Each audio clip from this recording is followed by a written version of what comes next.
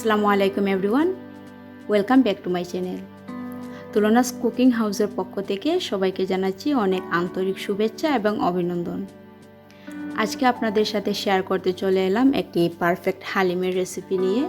আমি আজকে আপনাদেরকে চিকেন হালিম কীভাবে রেস্টুরেন্ট স্টাইলে তৈরি করতে হয় সেটা শেয়ার করছি। আশা করছি এই রেসিপিটা আপনাদের কাছে ভালো লাগবে। আর আপনি যদি আমার চ্যানেলে নতুন হয়ে থাকেন, আমার রেসিপিটা ভালো লাগে, আরও নতুন নতুন রেসিপি পেতে চান, তাহলে প্লিজ আমার চ্যানেলটি সাবস্ক্রাইব করে সঙ্গে থাকবেন। তো কীভাবে এই হালিমটা আমরা তৈরি করব আমি আপনাদের আজকে একদম মেজারমেন্ট সহ সব কিছু বলে দিচ্ছি। এখানে আমি 4 রকমের ডাল নিয়েছি, গম নিয়েছি আর নিয়েছি চাল। এবার আমি একে একে সবগুলো চাল, ডাল এবং গম একসাথে মিশিয়ে নিচ্ছি। আর পরিমাণে আমি এখানে কিন্তু 100 গ্রাম করে নিয়েছি। 100 গ্রাম থেকে আমি কিন্তু অর্ধেকটা সরিয়ে নেব। আমি একসাথে ভালোভাবে মিশিয়ে তারপরে আমি এখান থেকে অর্ধেকটা, অর্থাৎ 600 গ্রাম থেকে 300 গ্রাম দিয়ে আমি হালিমটা তৈরি করব। আর 300 গ্রাম চাল, ডাল এই সব কিছুর মিশ্রণ আমি রেখে দেব। প্রথমে সব কিছু আমি ভালোভাবে মিশিয়ে নিচ্ছি। এবার পর্যাপ্ত পরিমাণে পানি দিয়ে আমি এগুলো ভিজিয়ে রেখে দেব প্রায় 6 ঘন্টার জন্য।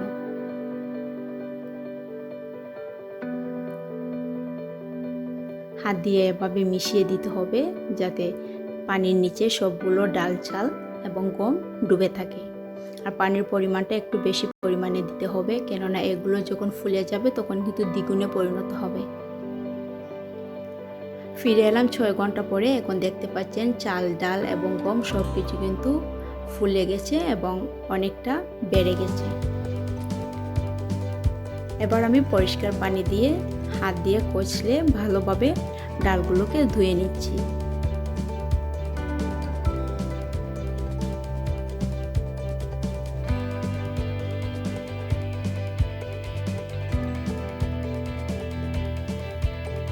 পরিষ্কার করে ভালোভাবে 2-3 বার এভাবে পানিটা চেঞ্জ করে করে ধুতে হবে, কেননা ডালের গায়ে কিন্তু প্রচুর পরিমাণে ধুলো ময়লা লেগে থাকে। সুন্দর করে ডালটা ধুয়ে নেওয়ার পরে এখন আমি এখান থেকে 300 গ্রামের পরিমাণে আমি নিয়ে নেব ব্লেন্ডার করার জন্য। এখানে যে মশলা আমি ব্যবহার করব আপনাদের দেখিয়ে দিচ্ছি। আমি কিছু পেঁয়াজ কুচি নিয়েছি, রসুন এবং আদা এবং রসুনের পেস্ট এখানে কিছু নিয়েছি, কাঁচামরিচ নিয়েছি, টমেটো আস্ত কয়েকটি কাঁচামরিচ, আর এখানে নিয়েছি গাজর কুচি, ধনিয়া পাতা কুচি, অল্প কিছু আদা কুচিও আমি এখানে ব্যবহার করব। এই ছিল আমার মশলা। বাকিটা তো আমি গুঁড়ো মশলা ব্যবহার করব, সেটা আমি দেখিয়ে দেব। এখানে 500 গ্রাম নিয়েছি মাংস। 300 গ্রাম চালের সাথে আমি এখানে কিন্তু 500 গ্রাম মাংস ব্যবহার করছি। এখানে 300 গ্রামের মতন আমি চাল, ডাল এবং গমটা নিয়েছি। আর এভাবে আধা ভাঙা করে আমি কিন্তু ব্লেন্ডার করে নিয়েছি। খুব বেশি মিহি করে ব্লেন্ডার করতে যাবেন না, এভাবে আধা ভাঙা মতো থাকবে। ফ্রাইং প্যানটা গরম করে এখানে পরিমাণ মতন তেল দিয়ে দিয়েছি। আর প্রথমে আমি মাংসটা রান্না করে নেব, তাই মাংসের পরিমাণ বুঝে আমি তেলটা ব্যবহার করছি। অপেক্ষা করছি তেলটা গরম হতে। তেলটা যখন গরম হয়ে যাবে তখন একে একে আমি মশলাগুলো দিয়ে দেব।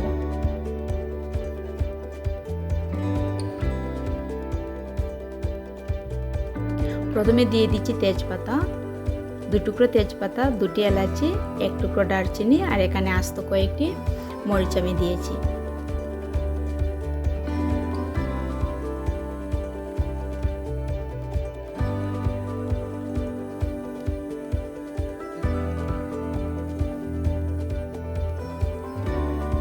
এবার আমি পেঁয়াজ কুচি দিয়ে দিচ্ছি। এখানে আমি 3টি মাঝারি সাইজের পেঁয়াজ কেটে নিয়েছি। মশলাটা একটু ভালোভাবে বেছে নিতে হবে।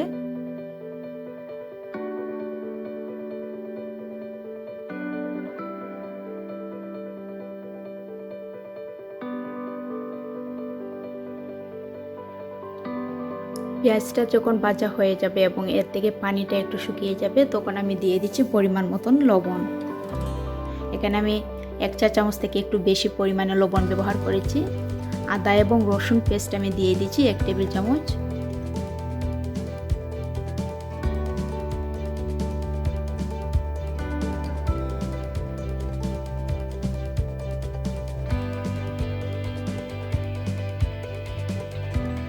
অল্প পরিমাণে আমি হলুদ দিয়ে দিয়েছি, প্রায় হাফ চা চামচের মতন। হাফ চা চামচ দিয়ে দিয়েছি মরিচের গুঁড়া। হাফ চা চামচ এখানে ব্যবহার করছি আমি ধনিয়া গুঁড়া, হাফ চা চামচ জিরার গুঁড়া। হালিমের মশলা এখানে ব্যবহার করব, তাই আমি এখানে গুঁড়ো মশলার পরিমাণটা একটু কমিয়ে দিয়েছি শুধু মাংসটা রান্না করার জন্য।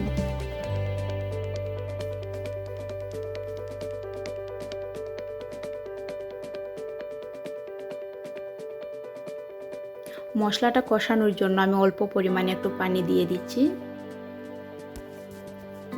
এবং নাড়াচাড়া করে আমি ঢাকনাটা দিয়ে ঢেকে দেব প্রায় 1 মিনিটের জন্য।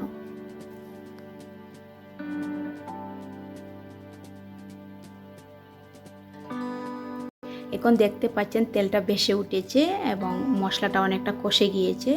এবার আমি মাংসটা দিয়ে দেব। ধুয়ে রাখা 500 গ্রাম মুরগির মাংস আমি এখানে দিয়ে দিলাম। মশলার সাথে মাংসটা ভালোভাবে এভাবে নাড়াচাড়া করে আমি মিশিয়ে নিচ্ছি।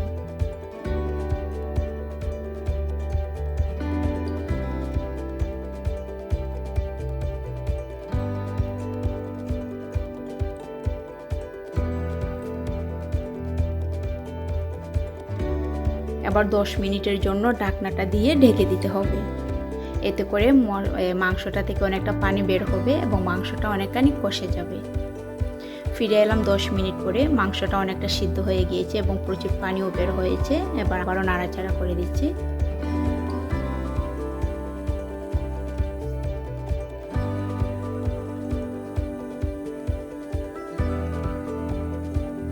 আবার আমি ঢেকে দিচ্ছি আরও 10 মিনিটের জন্য।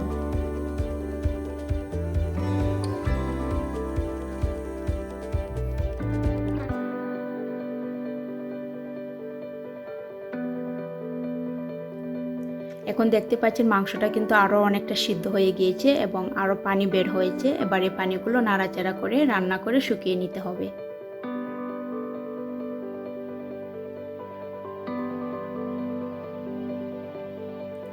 প্রায় 25 মিনিটের মাথায় আমার মাংসটা সিদ্ধ হয়ে গিয়েছে এবং রান্নাটাও আমার হয়ে গিয়েছে। আমি এখানে কিন্তু মাংসটা রান্না করতে কোনো পানি ব্যবহার করিনি। মাংস থেকে যে পানিটা বের হয়েছে তাতে কিন্তু মাংসটা সিদ্ধ হয়ে গিয়েছে এবং রান্নাও করে নিয়েছি। এবার আমি ব্লেন্ডার করে রাখা সেই ডালের মিশ্রণটা ঢেলে দিচ্ছি।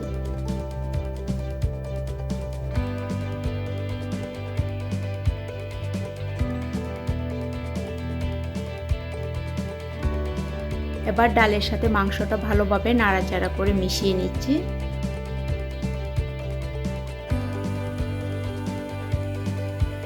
এবং মাংস সহ এই ডালটা কিছুক্ষণ ভেজে নিতে হবে।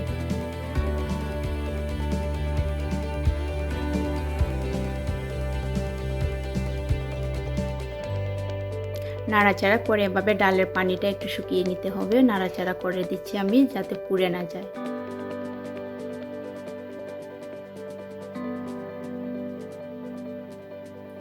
এখন যে আমি ডালটা ভেজে নিচ্ছি তাতে করে কিন্তু ডালে যে কাঁচা গন্ধ থাকে সেটা কিন্তু চলে যাবে।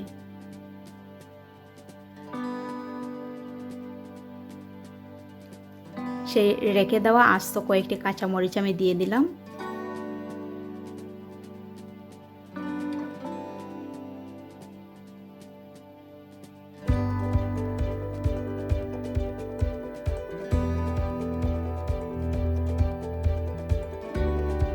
কিছুক্ষণ এভাবে নাড়াচাড়া করার পরে দেখতে পাবেন ডালের মিশ্রণটা অনেকটা টাইট হয়ে গিয়েছে আর ঢিলঢিলা থাকবে না। তখন বুঝে নিতে হবে যে ডালের পানিটা শুকিয়ে গিয়েছে।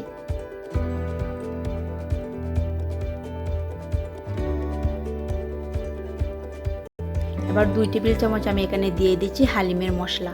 আর এই হালিম মশলাটা আমার বাসায় তৈরি করা হোমমেড হালিম মশলাটা ব্যবহার করেছি। অন্য একদিন আমি এই রেসিপিটি আপনাদের সাথে শেয়ার করব। আর হালিমের মশলাটা কিন্তু ডালটা ভেজে নেওয়ার পরে দিতে হবে, তাহলে গন্ধটা ঠিক থাকে। এভাবে আরও কিছুক্ষণ আমি নাড়াচাড়া করে ডালটা ভেজে নিচ্ছি। তারপরে আমি ফুটন্ত পানি এর সাথে ব্যবহার করব। আমি এখানে হালিমের জন্য যে পানিটা ব্যবহার করব সেটা কিন্তু আগে থেকে ফুটিয়ে রেখেছিলাম। এবার পরিমাণ বুঝে পানিটা দিয়ে দিচ্ছি। পানিটা দিয়ে আস্তে করে নাড়াচাড়া করে মিশিয়ে নিতে হবে এবং ডাল এখানে যে দলা বেঁধে আছে সেগুলো কিন্তু নাড়াচাড়া করে পানির সাথে ভালোভাবে গলিয়ে দিতে হবে।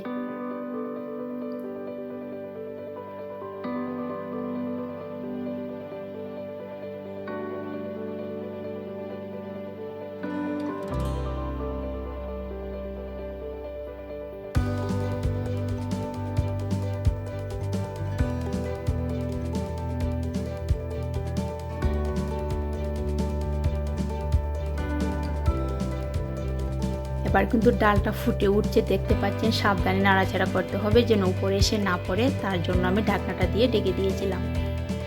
প্রায় 3-4 মিনিট পরে আমি ঢাকনাটা উল্টে এখন কিছু আদা আমি কুচি করে রেখেছিলাম সেটা দিয়ে দিয়েছি।